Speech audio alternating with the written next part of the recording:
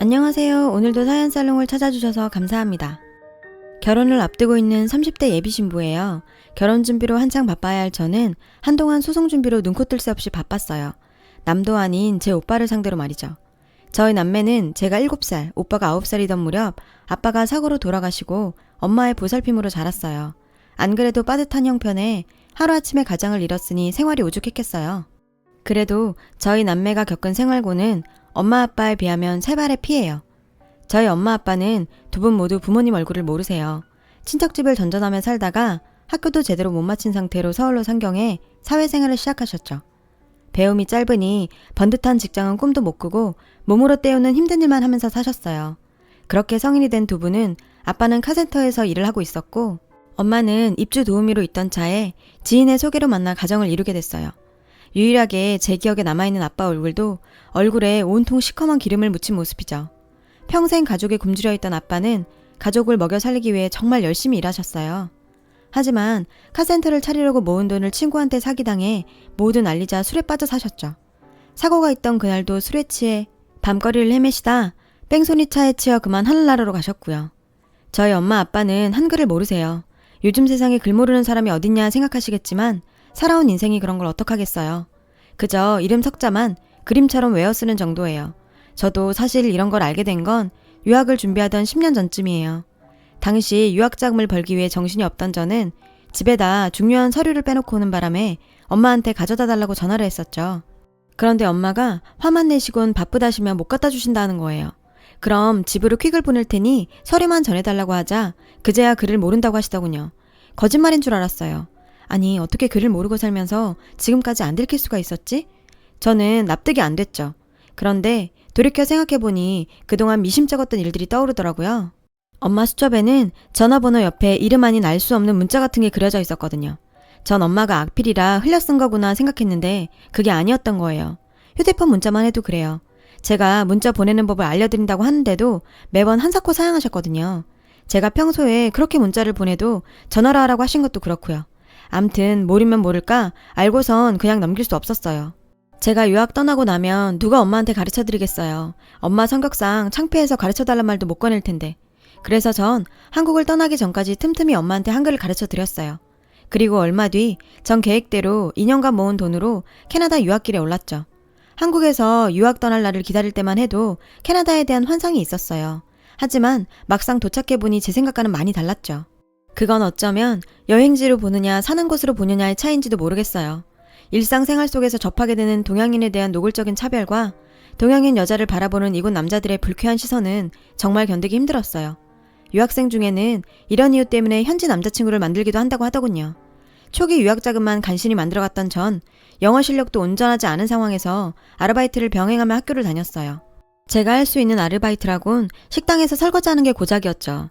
영어가 돼야 서빙을 하는데 당시로서는 불가능한 수준이었거든요.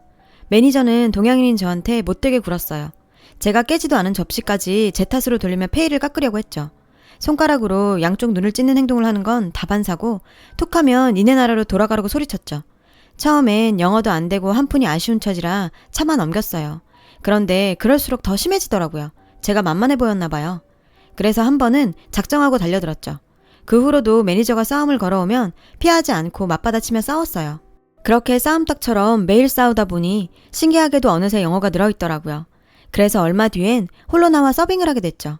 덕분에 벌이는 조금 나아졌지만 학비와 생활비를 벌어가며 공부를 하려니 여간 힘든 게 아니었어요. 게다가 돈이 없어 제대로 챙겨 먹지 못하는 상태에서 몸은 육체노동으로 늘 지쳐있고 일과 공부 둘 다 하려니 시간이 없어서 늘 잠에 취해 있는 나날이 이어졌죠. 이렇게 살아서 뭐하나 싶어 절망에 빠져있던 어느 날 결국 강의실에서 나오다 쓰러지고 말았어요. 그런 절 들쳐업고 병원으로 달려가 준 사람이 지금의 제 남편이에요. 남편이 그러더라고요. 쓰러진 널 업었는데 너무 가벼워서 가여웠다고 말이에요. 영양실조에 수면 부족이었어요. 당시 저와는 안면만 있었을 뿐 아무 사이도 아니었던 남편은 그날 이후 제가 몸을 추스릴 때까지 제 곁을 지켜줬어요. 그리고 태어난 지 얼마 안 돼 동거를 시작했죠. 처음엔 전 동거를 반대했어요. 그게 그렇잖아요. 우리나라 정서상 미혼 남녀가 동거를 한다고 하면 안 좋게 보는 거. 하지만 남편은 완강했어요. 저를 혼자 놔두면 언제 또 쓰러질지 모른다면서 말이죠. 그러면서 이렇게 말했어요. 그날 쓰러진 널 업고 달리면서 생각했어. 내가 무사히 깨워주기만 한다면 난 널 영원히 지켜주겠다고. 난 내가 한 약속을 지키고 싶어. 그러게 해줘. 그 순간 언어도 다르고 머리색도 눈 색깔도 다른 이 남자가 마치 예전부터 알고 있던 가까운 사람처럼 느껴졌어요. 지금 내가 이 사람을 놓치면 저는 영영 이런 남자를 만날 수 없을 것 같았죠. 그래서 동거를 하자고 했어요. 함께 살아보니 동거가 제가 생각했던 것처럼 불순한 이미지는 아니더라고요. 남편 부모님도 오셔서 함께 지내다 가시기도 하고, 남편이 없는 사이 제가 아플 땐 시어머니가 오셔서 간호도 해주시고, 서로의 지인들을 불러서 파티도 하고, 이건 마치 혼인신고만 안 했을 뿐 일반적인 결혼 생활과 똑같았어요. 제가 남편을 만나 캐나다에서 무사히 대학교를 졸업하고 취직해 이제 막 돈을 벌기 시작하던 무렵이었어요. 엄마한테 연락이 왔죠. 아파트 청약이 당첨돼서 계약금을 내고 중도금을 3회까지 부어왔는데 더 이상은 돈 마련이 힘들어 포기해야 할 것 같다고 말이에요. 그래서 전 엄마한테 중도금 남은 회차와 잔금은 내가 알아서 책임질 테니 절대로 팔지 마시라고 했죠. 사실 말은 그렇게 했지만 당시 전 이제 막 직장생활을 시작했던 터라 여유 있는 상황은 아니었어요. 하는 수 없이 투잡에 쓰리잡까지 뛰며 돈을 벌어야 했죠. 2년 조금 넘는 시간이 지나고 드디어 잔금을 다 치르던 날, 엄마와 전 전화기를 붙들고 엉엉 울었어요. 난생 처음 우리 집을 갖게 된 기쁨에 말이죠. 그리고 얼마 뒤 갑작스런 오빠의 결혼 소식이 들렸어요.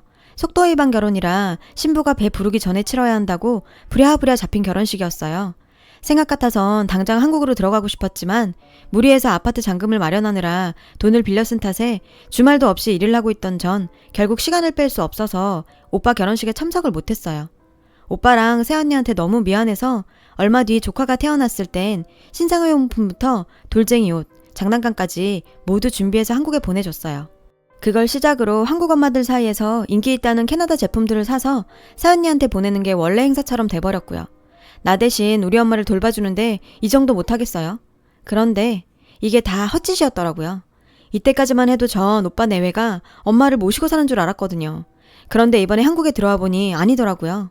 저랑 남편은 엄마 생일에 맞춰 서프라이즈 방문을 하기로 계획했죠.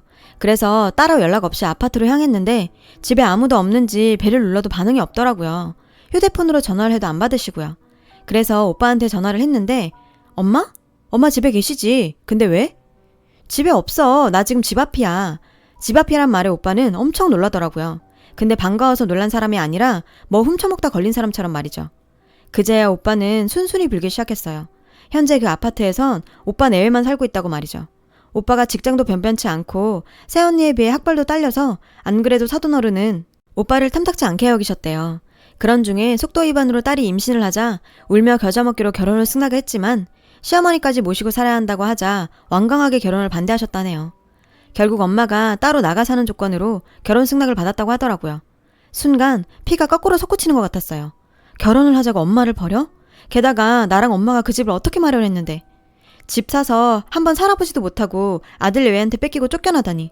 엄마를 생각하니 억장이 무너졌어요. 그래서 엄마는 어디 있는데? 아, 그게 오빠는 쉽게 말을 잇지 못했어요. 사실 말이야, 장인어른이 하시는 갈빗집에 갑자기 일손이 부족해서 말이야.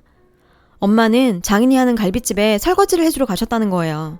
오빠 말로는 사람 구할 때까지만 잠깐 돕고 있는 거라지만 전 그 말을 믿을 수 없었죠. 오빠가 알려준 주소대로 찾아가 보니 주방 뒤편에 쭈그리고 앉아 설거지하고 있는 엄마가 있었어요. 전 차마 엄마를 부를 수 없었어요. 사돈 가게에서 쭈그려 앉아 설거지를 하고 있는 엄마가 너무 처량해 보이고 가여웠어요. 눈물이 하염없이 흘러내렸어요. 가슴이 먹먹해서 주먹으로 가슴팍을 치는데 그 소리에 엄마가 뒤돌아봤어요. 엄마. 정은아, 내가 어떻게 여길. 엄마는 절 보고는 죄 지은 사람처럼 손가락을 바들바들 떨며 뒷걸음질 쳤어요. 제 옆에 있는 남편을 보고는 놀라서 얼굴을 돌리시더라고요. 사위 앞에서 초라한 모습을 보이는 게 창피해 그러셨나 봐요. 전 달려들어 엄마를 데리고 가게에서 나왔어요. 그리고 아파트로 향했어요. 그 사이 오빠와 새언니가 집에 와 있더군요. 전 오빠한테 어떻게 된 건지 자초지종을 물었어요. 오빠는 주저리 상황을 설명했고 엄마는 중간에 끼어들어 오빠가 그런 게 아니라 엄마 자신이 그렇게 하자고 한 거라며 오빠를 감싸고 들었죠. 아무리 자식이라지만 그땐 엄마가 좀 미웠어요. 안 그래도 이 상황에 피가 솟는데 새언니 반응이 시큰둥한 거예요. 이봐요 아가씨, 나 좀 어이없을라 그래요. 10년 동안 코빼기도 안 보이다가 갑자기 쳐들어와선 뭐 하는 짓이에요?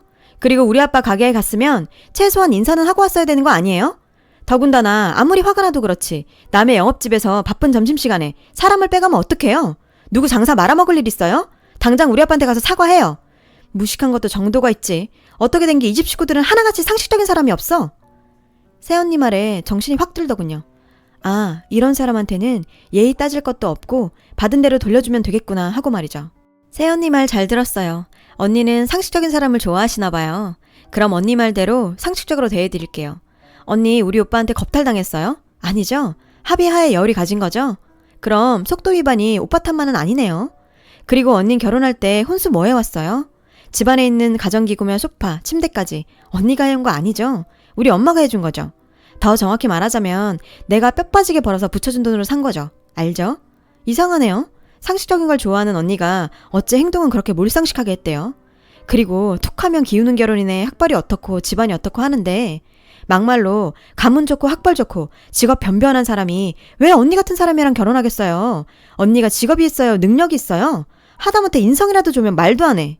자기 자신은 쥐뿔도 아니면서 공들여갖고 남의 인생에 무임승차 할 생각 하지 마세요. 참, 이런 일 있었다고 이혼한다 어쩐다 네가 손해보는 소리 하지 말아요. 내가 보기에 언니랑 오빤 천생연분이거든요. 능력은 없는 게 욕심은 많아서 남의 걸로 배 채우고도 고마운 줄 모르는 파렴치한. 이 기집애가 말이면 다야? 네가 외국 나가서 공부 좀 했다고 오빠 얘기를 우습게 하는 모양인데 까불지 마 이 집애야. 왜? 쪽팔리긴 하니? 그럼 그딴 짓은 하지 말았어야지. 결혼은 둘이 했는데 왜 내가 니들 때문에 혼자 독박을 써야 되는데 왜 엄마가 니들 때문에 그런 더러운 꼴을 당해야 되는데 그러고도 네가 인간이라고 할 수 있니? 지금까지 엄마한테 뭐 해준 게 있다고 엄마를 이렇게 부려쳐먹어. 능력이 없으면 없는 대로 살아. 남이 피땀 빼다가 먹고 살 생각하지 말고. 아 참, 사돈 어르신을 보니 언니 같은 인간이 어떻게 나왔나 단번에 알겠더라. 어떻게 돼먹은 사람이 사돈을 데려다가 자기 가게에서 설거지를 시켜? 돈은 주고 부린 거 맞아요? 아니죠? 저요, 노동청에 신고할 거예요. 사대보험 없이 무임으로 사람 부렸지? 아까 보니 설거지하는 곳 위생 상태도 엉망이던데 손님들 식중독 걸리기 전에 내가 신고해야겠네. 사돈 어른께 전화하세요. 지금 당장 와서 우리 엄마한테 사과하시라고. 안 그러면 바로 노동청에 신고한다고. 알았어요? 어머 아가씨, 그건 너무 막무가내 아닌가요? 어떻게 우리 아빠 보고 그런 걸 시켜요? 그럼 새언니는 어떻게 우리 엄마한테 그런 걸 시켰어요? 당신 부모는 귀하고 남의 부모는 안 귀하죠? 평소에 학벌 좋다고 그렇게 잘난 척했다던데 학벌 타령하기 전에 인간부터 돼야죠. 정은아, 너 올케한테 무슨 말을 그렇게 해. 암튼 이번 일은 오빠가 잘못했어. 그래도 형제지간에 이러는 건 아니지. 우린 가족이잖아. 오빠, 사태 파악 안 돼? 이제 와서 형제? 가족? 너한테 엄마랑 내가 가족이긴 하니? 오빠 네가 제일 나빠. 더 이상 긴 말 안 할게. 이 집 명의 내 앞으로 돌려놔. 이 집 사는데 10원짜리 한 장 안 보탠 주제에 어디 내 아파트를 날려 먹으려고? 그리고 당장 짐 챙겨서 내 집에서 나가줘. 이 집은 내가 엄마 위해서 산 집이니까 당장 나가! 표정 하나 안 바뀌고 퍼부어대는 절 보고 오빠 새언닌 사태의 심각성을 깨달았는지 버티다 막판에 무릎 꿇고 싹싹 빌면서 잘못했다고 하더군요. 연락받고 온 사돈어른도 엄마한테 죄송하다고 사과를 하고 갔고요. 유학 초창기 시절 매니저랑 싸우면서 터득한 싸움의 기술이 오늘에 와서 이렇게 유용하게 쓰일 줄은 몰랐어요. 결혼도 하기 전에 우리 집에 치부를 다 보게 된 남편은 꼭 스페인 드라마를 본 것 같다고 하더라고요. 우리나라도 막장 드라마로 유명하지만 외국에선 스페인 드라마 하면 막장으로 엄지척이거든요. 남편한텐 정말 창피했어요. 이런 꼴 보이려고 데려온 건 아닌데 그나마 언어가 통하지 않아 자세한 내막 전달이 안 된 건 다행 중에 다행이에요. 그리고 드디어 결판이 났어요. 오빠 새언니가 아파트 명의를 돌려주지 않아서 아파트 명의 변경 부동산 소송을 진행 중이었는데 제가 승소했어요. 하긴 처음부터 말도 안 되는 소송이었죠. 그리고 저희는 결혼하고 한국에서 몇 년간 살기로 했어요. 그동안 고생만 해온 엄마랑 몇 년만이라도 여유롭게 살아보고 싶었거든요. 다행히 전 한국에서 새 직장도 얻었고 남편은 회사에서 재택근무 승인을 받아서 다음 달 한국으로 들어오기로 했어요. 오빠네랑은 인연을 끊고 살기로 했어요. 사돈어른이 이혼을 시키네 마네 말이 많았다는데 소녀딸을 생각해서 참았다고 하더라고요. 대신 그 집에서 머슴처럼 살게 됐다나 봐요. 전 아직도 오빠가 엄마한테 한 짓을 용서할 수가 없어요. 엄만 글쎄요. 내색은 안 하시지만 속으론 많이 걱정하시겠죠. 몇 년 뒤 제가 캐나다로 돌아가면 그땐 왕래하며 지내실 수도 있고요. 거기까지 제가 막을 순 없잖아요. 그건 엄마의 선택이니까요. 얼마 전부터 저희 엄마는 주부학교에 다니세요. 형편이 어려워서 학업을 진행하지 못했던 분들을 위한 학교라 엄마 연배분들도 많고 커리큘럼도 다양하고 좋더라고요. 진작 알았으면 좀 더 일찍 보내드리는 건데. 엄마는 책상에 앉아 수업을 받으려니 어린 시절로 돌아간 것 같아서 학교 가는 게 그렇게 좋으시대요. 봄 되면 소풍도 갈 거라고 어찌나 좋아하시던지. 초등학교 과정을 마치면 중고등 과정도 도전하시겠다고 학구열을 불태우세요. 오랜만에 한국에 돌아와 엄청난 일을 겪긴 했지만 그래도 엄마의 새 출발을 지켜볼 수 있어서 다행이었어요. 지금까지 제 사연 들어주신 여러분 감사합니다. 여러분 사연 댓글에 응원과 현명한 조언 부탁드려요. 좋아요와 구독은 저에게 큰 힘이 됩니다. 오늘도 좋은 일 가득하세요.